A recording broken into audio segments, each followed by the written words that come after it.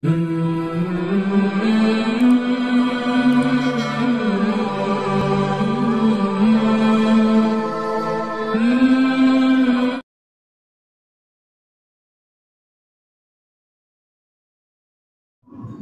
yang dirahmati Allah Subhanahu wa taala, maudhu' judul khutbah kita pada siang yang berbahagia ini, Nabi Muhammad sallallahu alaihi wasallam adalah contoh tauladan, contoh terbaik bagi alam semesta. Allah Subhanahu wa taala berfirman dalam surah Al-Ahzab ayat 21, A'udzu billahi minasyaitonir rajim, laqad kana lakum fi rasulillahi uswatun hasanah. Sungguh pada diri Rasul itu ada contoh terbaik bagi kita semua. Kisah tentang Nabi kita Muhammad SAW ini diceritakan dalam sirah Nabawi. Ada seorang wanita yang bernama Aminah, yaitu ibunda kita Nabi Muhammad SAW, adalah seorang wanita yang beriman kepada Allah. Dijumpakan oleh Allah dengan seorang laki-laki yang bernama Abdullah, yaitu ayahanda Nabi kita Muhammad SAW, yang juga beriman kepada Allah Subhanahu wa taala. Betullah kata Allah dalam Al-Quran, orang yang baik pasti jodohnya orang yang baik juga. Dan orang yang tidak baik pasti jodohnya orang yang tidak baik. Abdullah ayahanda Nabi kita Muhammad SAW adalah orang yang beriman sekaligus adalah orang yang baik. Dan Aminah adalah ibunda Nabi kita Muhammad SAW adalah orang yang baik juga, yang beriman kepada Allah. Maka dari orang yang baik ini pasti menghasilkan yang baik. Itulah Nabi kita Muhammad sallallahu alaihi wasallam. Bahkan riwayat menceritakan satu-satunya wanita, satu-satunya perempuan yang ketika mengandung tidak pernah merasakan sakit, itulah Aminah. Apa rahasianya? Ternyata suaminya Abdullah, ayahanda Nabi kita Muhammad SAW, selalu memberikan rezeki kepada keluarganya, dari rezeki yang halal, baik dan mubarakan, dari rezeki yang halal, baik dan berkah. Ketika rezeki yang halal ini diberikan kepada keluarganya, dinikmati oleh istrinya sampai kepada anaknya yang dalam kandungan, yaitu Nabi kita Muhammad SAW. Nabi Muhammad bersyukur kepada Allah sebab ayahandanya memberikan rezeki kepadanya dari rezeki yang halal. Tapi banyak di kalangan kita yang mengaku sebagai umat Muhammad, banyak para suami memberikan rezeki kepada keluarganya dari rezeki yang subhan, bahkan dari yang haram. Maka ketika rezeki yang haram diberikan kepada keluarganya, dinikmati oleh istrinya sampai kepada anaknya yang dalam kandungan, anak yang suci ini tidak menerima rezeki yang haram, sehingga dia meronta-ronta dalam kandungan ibunya, sehingga si ibu merasakan sakit. Maka jelas apa rahasianya? Ayahandanya selalu memberikan rezeki kepada keluarganya dari rezeki yang halal dan thayyiban mubarakah. Mestinya kita sebagai umat Muhammad, contohlah Nabi kita Muhammad SAW, selalu memakan harta yang halal, jauh daripada yang haram. Sidang jemaah yang dirahmati Allah Subhanahu wa taala. Bahkan juga menceritakan dalam kitab Barzanji karangan Syekh Al-Barzanji, diceritakan ketika kandungan Aminah ibunda Nabi kita Muhammad SAW 2 bulan, ayahandanya Abdullah meninggal dunia. Artinya ketika 2 bulan dalam kandungan ibunya dia sudah menjadi anak yatim. Maka kata ahli tafsir, anak yatim maka abuhu wa huwa shaghir. Yang dikatakan anak yatim itu karena meninggal ayahnya dan dia masih kecil, belum dewasa. Maka ini menjadi tanggung jawab umat Islam. Artinya apa? Ketika dalam kandungan ayahandanya sudah meninggal dunia dan Muhammad sudah menjadi anak yatim, tapi satu-satunya anak yatim yang soleh itulah Nabi kita Muhammad SAW. Dan banyak di kalangan kita anak yatim jauh dari sunnah Nabi kita Muhammad SAW. Disebabkan apa? Mungkin salah satu faktornya ayahandanya dulu mungkin memberikan rezeki kepada keluarganya dari rezeki yang subhan, bahkan dari yang haram. Na'udzubillah subhanahu. Sidang jemaah yang Allah Subhanahu wa taala. Maka ketika kandungan Aminah 9 bulan 10 hari, diceritakan juga dalam kitab Al-Barzanji, ketika Aminah akan mau melahirkan, Allah mengirimkan 2 wanita salehah, 2 wanita yang beriman untuk membantu persalinan Aminah, yang mereka ini sudah Allah tempatkan di surganya Allah Subhanahu Siapa dia? Pertama namanya Siti Asyah. Siti Asyah adalah istri Fir'aun laknatullah, yang walaupun dia bersuamikan seorang raja dan mengaku sebagai Tuhan, tapi Asyah tetap beriman kepada Allah Subhanahu wa taala. Dia tidak menjual akidahnya walaupun bersuamikan seorang raja, bahkan mengaku dirinya sebagai Tuhan. Ketika berhajat kepada Asyah, Allah menghijab Fir'aun, Allah mendidik Fir'aun sehingga Asyah tetap menjadi wanita yang suci, sehingga hajatnya dilepaskan kepada dayang-dayangnya yang lain. Kenapa?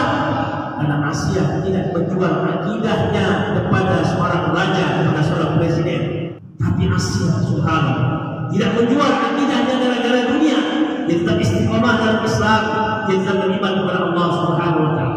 Maka Asyah yang pertama diturunkan Allah untuk membantu persalinan Aminah. Yang kedua Siti Maryam. Siapakah Siti Maryam? Ibundanya Nabi Isa alaihissalam. Juga seorang wanita yang suci, yang hamil tanpa suami, tapi karena kehendak Allah Subhanahu wa taala. Maka kalau kehendak Allah tidak ada yang tidak mungkin. Ini Allah katakan dalam Al-Qur'an surah Yasin 42. A'udzu billahi minasyaitonir rajim. Innama amruhu idza arada syai'an ay yaqula lahu kun fayakun. Kalau Allah yang berkehendak cukup katakan jadi pasti jadi. Maka Maryam hamil karena kehendak Allah. Dan banyak juga perempuan sekarang yang hamil tanpa suami. Apakah itu kehendak Allah? Nah, itu kezaliman dirinya sendiri. Itu kejahatan dirinya sendiri. Tapi Siti Maryam hamil karena kehendak Allah Subhanahu wa taala. Allah ingin menguji keimanannya kepada Allah Subhanahu wa taala. Maka dua wanita suci ini membantu persalinan Aminah. Apa hikmah di balik itu?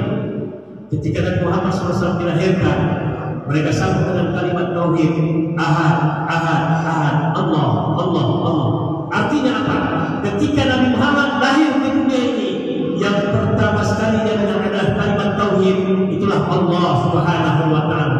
Maka sunnatullah kita sebagai umat Muhammad, mestinya para suami ketika istrinya akan melahirkan, bawalah rumah sakit yang Islam atau panggil dokter atau bidan yang Islam. Untuk apa?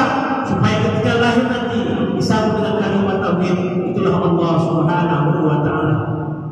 Tapi menurut penelitian saya, banyak di kalangan umat Islam yang di tengah perjalanan hidupnya murtad, keluar dari Islam. Apa faktornya? Ini menurut penelitian saya.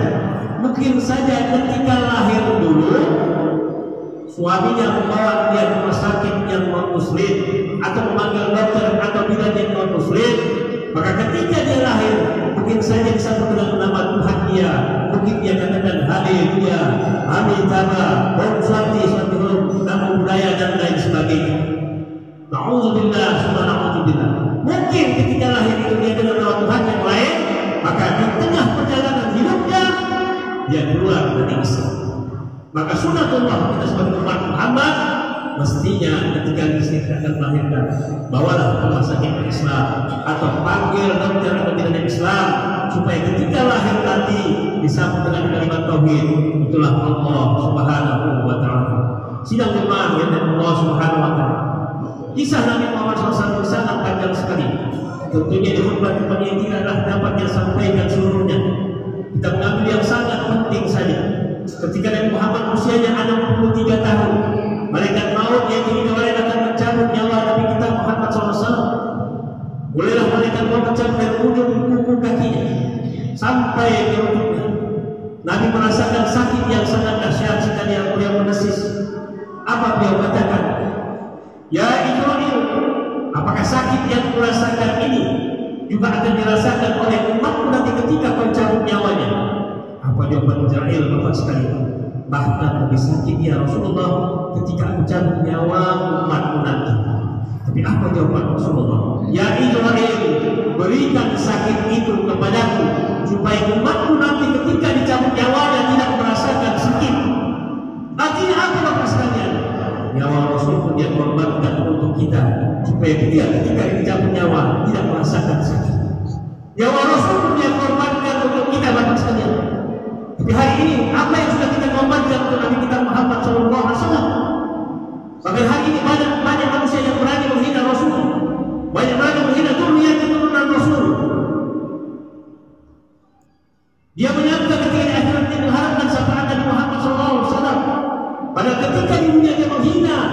Rasul dan keturunan Rasul. Jangan bermimpi wahai manusia ketika akhirat kau mendapatkan sapaan Nabi Muhammad SAW. Mungkin kau katakan kau kenal kepada Nabi, tapi takutnya Nabi ketika di akhirat ini tak mengenalmu.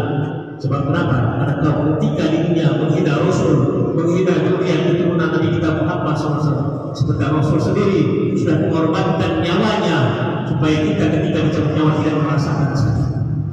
Sidang jemaah dari Allah Subhanahu wa taala. Sampailah roh Rasul dikeluarkan. Sudah gorong-gorong, sudah legorgi, sudah ditunjuk takut. Apa kalimat yang keluar dari mulut Rasulullah di akhir hidup? Aina ummati, aina ummati, aina ummati. Kita yang diingat Rasulullah, umatnya yang diingatnya, kita yang diingat Rasul. Rasul tidak sebutkan di mana istriku, di mana anakku, nah tidak. Tapi kita yang diingat Rasul. Maka sampai hari ini apakah kita masih mengingat Nabi kita Muhammad SAW? Paling tidak kata Rasulullah ketika disebutkan nama Muhammad, sambunglah dengan sallallahu alaihi wasallam. Itu salah satu pengingat Nabi kita Muhammad SAW yang begitu besar mendoakan Nabi kepada umatnya. Bahkan Nabi mengatakan kepada Allah, ya Allah, aku tidak akan masuk surga duluan sebelum umatku juga masuk surga bersama. Begitu cintanya Rasulullah kepada kita, begitu sayangnya Rasulullah kepada kita. Kenapa kita jauh dari Nabi kita Muhammad SAW? Manusia hidup dunia, berapa cinta kepada dunia, yakinlah hidup dunia ini sebentar saja kata Rasul. Rasul mengatakan umur ummati baina sittin wa sab'in. Umur kita ini lupa sekalian kata Rasul, sittin wa sab'in, 60 70, tak pada waktu. Itu pun kalau sampai ada yang baru lahir di dunia sudah dipanggil Allah 10 tahun, 20 tahun, 30 tahun, tak seorang pun tahu kapan dipanggil Allah. Artinya siap tidak siap mesti siap kapan kita dipanggil Allah Subhanahu wa taala. Maka agar siap, berbanyaklah ibadah kepada Allah Subhanahu wa taala agar kiranya Allah mengampunkan dosa-dosa kita dan masukkan kita ke dalam surganya Jannatul Ma'ad. Demikianlah khutbah yang singkat ini. Mudah-mudahan ada manfaatnya bagi saya dan kita semua. Barakallahu li wa lakum bil Qur'anil azim wa nafa'ani wa iyyakum bima fihi minal ayati wa dzikril hakim wa taqabbal minni wa minkum tilawatahu innahu